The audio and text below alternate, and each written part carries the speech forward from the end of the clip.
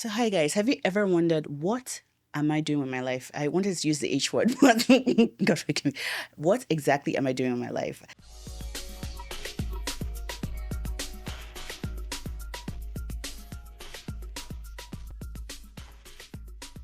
Welcome to this edition of Be That Girl. I'm Dr. Eniola, board certified internal medicine physician, coach, mentor for students and young adults, and author. So, today I'm going to be talking about becoming, or yeah, it's about purpose and finding purpose, but I'm really talking about how you become who God has called you to become. And it's not random. And I'm very bothered because I'm around a lot of young people.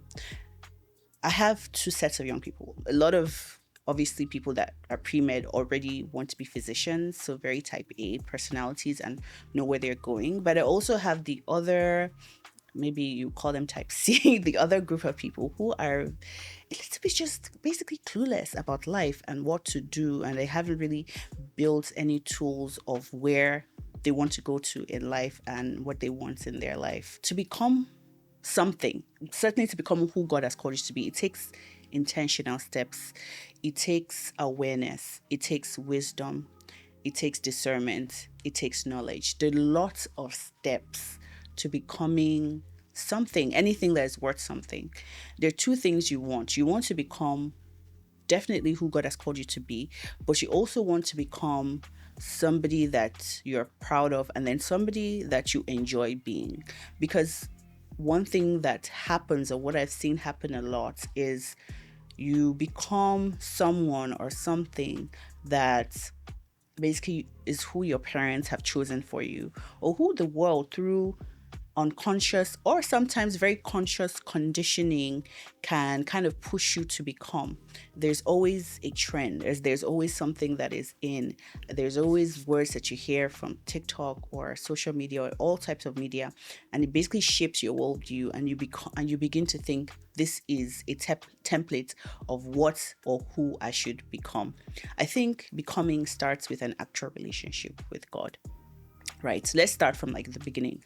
You're born, you're a child, you're with your parents, the time of accountability, or when you're aware of a relationship with Christ, ideally should come when you're younger. Maybe let's give an average. I'm just giving average age. This is not something prototypical, right? This is just average. It's not for everybody. Disclaimer, I beg. Don't say I said you have to give your life to Christ by 13. But I'm just using an example of somebody that's kind of finds Christ seriously at 13, where they make that decision consciously. That's a very important step because nothing can be found outside of Christ. And so once you're in God and in Christ, then you're on the right path. But the issue is that you would see a lot of people that are genuinely Christian, but they still haven't found what and who they're becoming. And if they become something, they don't become who God exactly had for them. Once you have that relationship with Christ, God's first thing is not, okay, let me make this person to become somebody. The first issue is, let this person become more like me. First issue is relationship. The next step will be discovery. Right. In this discovery phase, he's going to put inside of you talents, gifts, cues, quirks that will show you what or who he's kind of pointing you towards, right? And ideally, this stage should be fostered by your parents, because sometimes we're not even aware. Even as a baby, I feel that God will put signs, put cues, put talents. And so I don't feel that you need to hear from a prophet or a pastor, go through this program.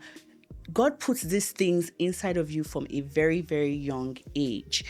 Even now, having my son, there are things that I saw from him when he was born, literally. And I was kind of like, I just had my antennas up that, this is interesting. And really, from what God was saying, that was in line with what he wanted my son to do in the future. And because it just went up to me, things you have to be paying attention. Don't minimize the things that God has given your children, the talents, their ability. If they are talking too much, don't always put down these predilections of them, the things that they're naturally good at. These are cues. These are things that are pulling you towards certain direction. You should be nurturing them towards a space, towards a specific career purpose. Because what I just see is that parents kind of just ignore them, either by culture, either by what is going on socially. A parent can just say a child should go to this certain school because all her friends' parents are going to the certain school. Your child doesn't have that talent. They are not a gifted child. They're not advanced. So you push this child towards something that they're not great at. But your child is maybe good in music, and there was a good school that's centered on music, but you just ignore that because everybody's child is going to a certain area. I think this is even more for parents. So you now push them towards something that they're not good at. Just because it's good, it doesn't mean it's God. Just because your friends or your family or people around you are doing it, it doesn't mean it's good. Just because a sibling is good at something doesn't mean that another sibling should go towards it. Everybody has a specific purpose, a specific career track, a specific thing that God has for them, a specific space they're supposed to occupy for themselves, which is very unique to them.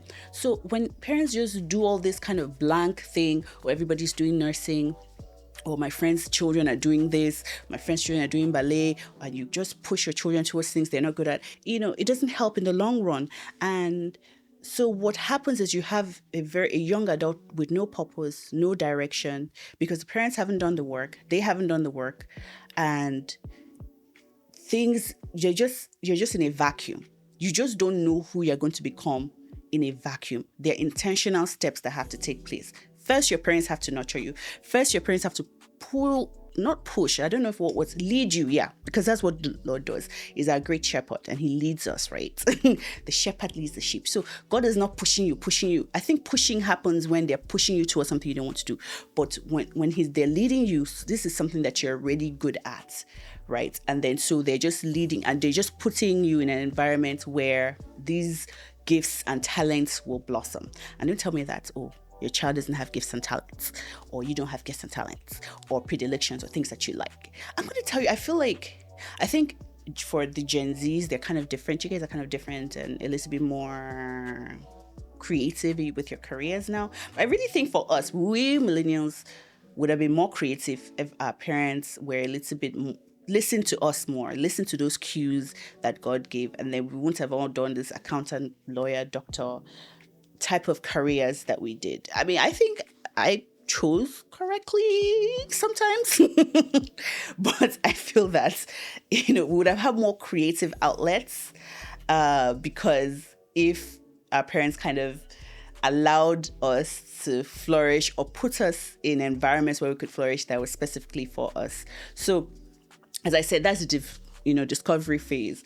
God kind of gives you the general picture of the purpose of your life. And it's basically nonverbal, as I said. It is with these cues and talents. And then as you continue relationship with him, you now he begins to give you more of the specific picture of what he wants you to do for him. And when you now go back, like reverse engineering, you begin to see that, this is why I was like this. This is what I cared about this. This is why he made me like this. Sometimes you go backward. For people like me, I feel like who gave their life to Christ or entered a relationship with Christ later, I think everything just starts happening at the same time. You didn't know all this, so you go into discovery phase, then you go into instruction phase where God is giving you instructions, then you go into, okay, I'm gonna have to fight this, I have to do these prayers, I have to do spiritual warfare. It's a lot that is happening. But if the younger you are when you give your life to Christ, I always say time is the unit of destiny. There's this process that you can go through. And I'm actually more focused on the discovery phase because this is the phase of, okay, having that general idea of what is my direction in life. And then as you go further with God, you get more specific, purposeful direction through, it could just be even through life. It could be, I feel passionate about this. Yes, listen to those passions. Listen to what you care about. Listen to instructions. One thing I would tell myself, I'm never going to kill a dream. But sometimes I see people that want to be physicians, and then when I begin to talk to them, I begin to say, this person really should not be a physician. Maybe they should be something else, or maybe they should be going to hair. Let them do hair because they sound very passionate about it. When they talk about it, you feel like that passion, you feel like that interest. And medicine just seems to be something that they put on themselves as like maybe a pressure thing that my parents expected from me. My parents have put so much money into this. They put that expectation also on themselves because they have to have a certain career, and they go towards a career that may not be the best for them. There too many times I've encountered people just even talking and saying that you're not following your cues and clues and passions and talents.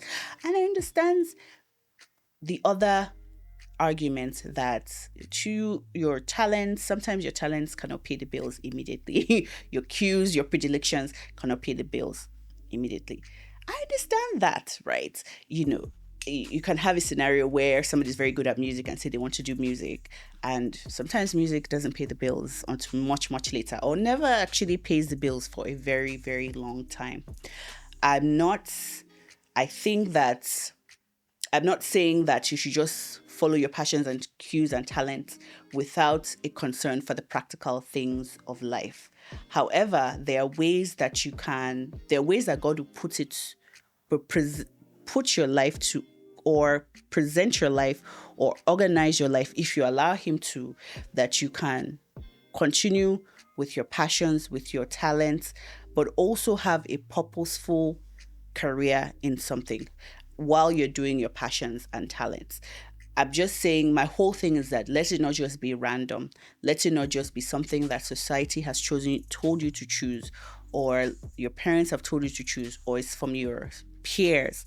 Because nature abhors vacuum. Vacuum is not tolerated in life. Anything that is empty, something, whether God or the enemy or the world, is going to put their ideas and ideals and their own point of view inside of it. Everything you interact with is a seed. And I feel sometimes people are not going to the world telling what the world who they are, but they're just allowing the world to impose into them their views, and you choose these careers in life and that's are not suited for you. And I'm going to even tell you right now, is always very, very, very difficult if you don't have a passion or predilection for it and you're in something that you don't like. Part of, I feel, living a fulfilled life is being in a purposeful work. Doesn't necessarily have to be career. I keep on using career, but purposeful work that you're doing, something that you care about. We focus on the outside things of, obviously you need to have money, obviously you need to have and so, well, you may need to have fame or not, but you definitely have to have some cash. Okay, you need some money. However, there has to be a certain self-fulfillment or self-satisfaction in what you're doing, and it's different from everybody. Somebody can look at what you're doing and be like, why does she enjoy this? Because you are made in that way. So I think it's so important in becoming who you want to become. Let's reiterate. First is relationship with God. The earlier the better. Second is parents and you. Now you know. You don't always have to leave it to your parents. Listen to your cues and clues. Listen to your talents and predilections. Listen to what God is telling you with your environment and then how He made you. Continue going deeper and you get better instructions for it. Because when you want to counter what your parents want you to do versus what you want to do, where's your evidence? I think sometimes parents are panicked and they just force you to do things because you are not doing the work on yourself. Do the work. You're not too young. It's your life. Anyway, I think I'm done with my spiel today. Thank you guys if you stay to the end for watching this episode. Again, I'm Dr. Eniola, and this is Be That Girl. Like, subscribe, share, and visit us on our website on bethatgirlmentorship.com. See you.